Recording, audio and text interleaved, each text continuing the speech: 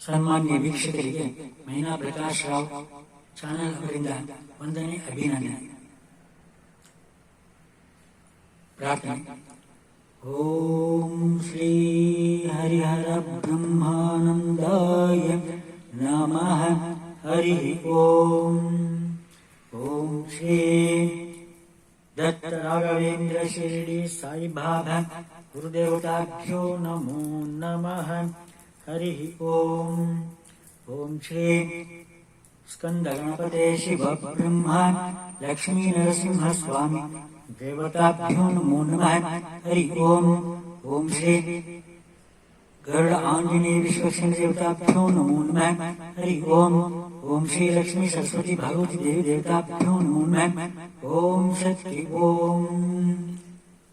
ರೈತರಿಗಾಗಿ ಒಂದು ವಿನಂತಿ. ವಿಜ್ಞಾನದ ಆವಿಷ್ಕಾರದಿಂದ ಪ್ರಪಂಚ ದಿನದಿಂದ ದಿನಕ್ಕೆ ಆಶ್ಚರ್ಯಕರ ರೀತಿಯಲ್ಲಿ ಅತಿ ವೇಗವಾಗಿ ಬೆಳೆಯುತ್ತಿರುವುದು ಸರಿಯಷ್ಟೇ.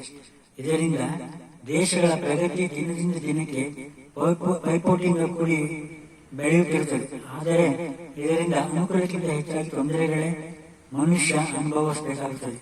ಅಂದರೆ ಒಂದು ಕಡೆಯಿಂದ ಹೊಸ ಹೊಸ ಶಸ್ತ್ರಾಸ್ತ್ರಗಳು ಕಂಡುಕೊಂಡು ಪ್ರಜೆಗಳ ವಿನಾಶಕ್ಕೆ ಕಾರಣವಾದರೆ, ಮತ್ತೊಂದು ಕಡೆಯಿಂದ ಹೊಸ ಹೊಸ ವಾಹನ ಮುಂತಾದವುಗಳಿಂದ ಪ್ರಕೃತಿ ವಿನಾಶಕ್ಕೆ ಕಾರಣವಾಗುತ್ತಿದ್ದೇವೆ. ಅಲ್ಲದೆ ಕೆಲವರ ಅನುಕೂಲಕ್ಕಾಗಿ ಬೆಳೆಯುವ ಫಲವತ್ತಾದ ಭೂಮಿಯನ್ನು ಕಾಡು ಮೇಡುಗಳನ್ನು ನೆಲಸಮ ಮಾಡಿ ಸಿಮೆಂಟ್ ಕಾಡುಗಳನ್ನಾಗಿ ಮಾರ್ಪಡಿಸಿಕೊಂಡು ಅನಾರೋಗ್ಯದಿಂದ ನರಳಾಡುವುದಲ್ಲದೆ ತಿನ್ನುವ ಅನ್ನಕ್ಕೆ ಮೋಸ ಮಾಡಿಕೊಳ್ಳುತ್ತಿದ್ದೇವೆ. ಅಲ್ಲದೆ ನಮ್ಮ ಹೊಟ್ಟೆ ತುಂಬಿಸಿಕೊಳ್ಳಲು ಭೂಮಿಯಲ್ಲಿ ಬೆಳೆ ತೆಗೆದು ಸಂಸ್ಕರಿಸಿ ಉಪಯೋಗಿಸಬೇಕೇ ಹೊರತು ಆವಿಷ್ಕಾರದಿಂದಲ್ಲ.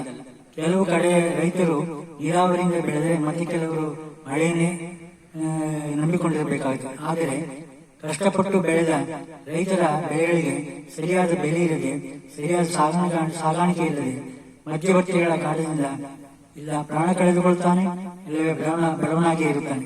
ಅಲ್ಲದೆ ರೈತ ಬೆಳೆದ ಬೆಳೆಯನ್ನು ಉಪಯೋಗಿಸಿಕೊಂಡು ಬೇಕಾದ ರೀತಿಯಲ್ಲಿ ಆಹಾರ ಪದಾರ್ಥಗಳನ್ನು ತಯಾರು ಮಾಡಿಕೊಂಡು ಮತ್ತೆ ಕೆಲವರು ಅದಕ್ಕೆ ಕಲಬೆರಕೆಯನ್ನು ಸೇರಿಸಿ, ಮತ್ತೆ ಕೆಲವರು ಅದಕ್ಕೆ ನಿಧಾನಗತಿಯ ವಿಷವನ್ನು ಸೇರಿಸಿ ರುಚಿ ಬರುವಂತೆ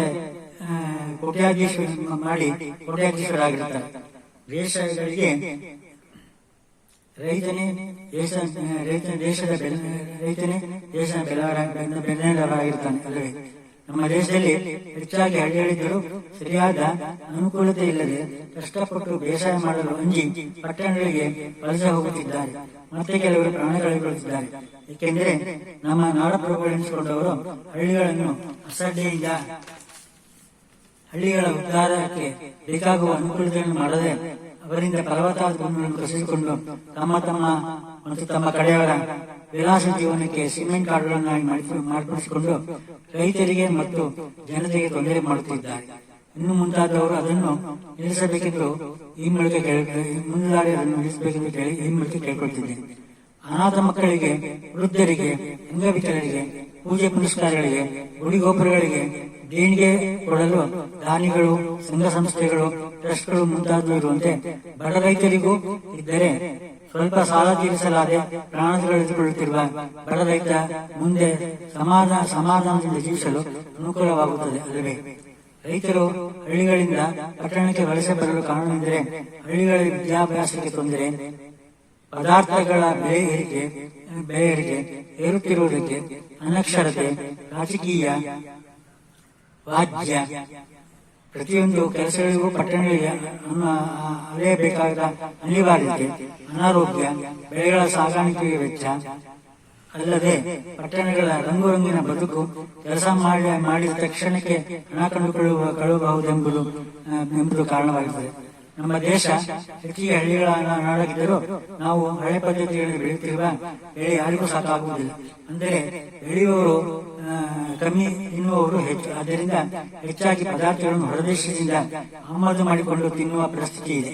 ಆದ್ದರಿಂದ ನಮ್ಮ ನಾಡಪ್ರಭುಗಳಲ್ಲಿ ವಿನಂತಿಸಿಕೊಳ್ಳುವುದೇನೆಂದರೆ ಸ್ವಾರ್ಥ ಮನೋಭಾವದಿಂದ ಭ್ರಷ್ಟಾಚಾರ ಮಾಡದೆ, ರಾಜಕೀಯ ಮಾಡದೆ, ಕಮಿಷನ್ ಆಸ್ತಿಗಾಗಿ ರೈತರು ಬೆಳೆಯುವ ಫಲವತ್ತಾದ ಭೂಮಿಯನ್ನು ಕಿತ್ತುಕೊಂಡು ಕೆಲವರ ಹಿಡಿತಕ್ಕಾಗಿ ಸಿಮೆಂಟ್ ಕಾಡುಗಳನ್ನಾಗಿ ಮಾಡದೆ, ಇರುವವರಿಗೆ ಸೇತುವೆಗಳನ್ನು ಮಾಡಿಕೊಂಡು ತಲೆತಲಾಂತರದಿಂದ ಬಂದ ಜೀವನ ಮಾಡುತ್ತಿದ್ದ ಮುಂದೆ ಎಷ್ಟೋ ತಲೆಮಾರಿಗೆ ಅನ್ನವನ್ನು ಕೊಡುವ ಜಮೀನನ್ನು ಕಿತ್ತುಕೊಂಡು ನಿಮಗೆ ಬೇಕಾದರೆ ಸರಿಯಾದ ಬಂಜರು ಭೂಮಿಯನ್ನು, ಸರ್ಕಾರಿ ಬಂಜರು ಭೂಮಿಯನ್ನು ಅಭಿವೃದ್ಧಿಪಡಿಸಿಕೊಂಡು ಹಳ್ಳಿಗಳಿಗೆ ಸರಾಗವಾಗಿ ಹೋಗುವಂತೆ ಅನುಕೂಲ ಮಾಡಿಕೊಟ್ಟು, ರೈತರು ಬೆಳೆದ ಬೆಳೆಗಳಿಗೆ ಸರಿಯಾದ ಬೆಲೆ ಬರುವಂತೆ ಮಾಡಿಕೊಟ್ಟು, ಮಧ್ಯವರ್ತಿಗಳ ಕಾಟವಿಲ್ಲದಂತೆ ಪದಾರ್ಥಗಳು ನೇರವಾಗಿ ಜನರಿಗೆ ಸಿಗುವಂತೆ ಮಾಡಿ, ಪ್ರಕೃತಿಯ ವಿಕೋಪಕ್ಕೆ ತುತ್ತಾದರೆ ಧೈರ್ಯವಾಗಿ ನಿಲ್ಲುವಂತೆ ಸಹಾಯ ಮಾಡಿ, ವ್ಯಾಪಾರ ಸುಸೂತ್ರವಾಗಿ ಆಗುವಂತೆ ಮಾಡಿ, ವೈಜ್ಞಾನಿಕವಾಗಿ ಬೆಳೆ ತೆಗೆಯುವ ಜ್ಞಾನ ಜೊತೆಗೆ ಸಾಮಾನ್ಯ ವಿದ್ಯಾಭ್ಯಾಸಕ್ಕೆ ಅನುಕೂಲವಂತೆ ಮಾಡಿಕೊಟ್ಟು, ಒಳ್ಳೆಯ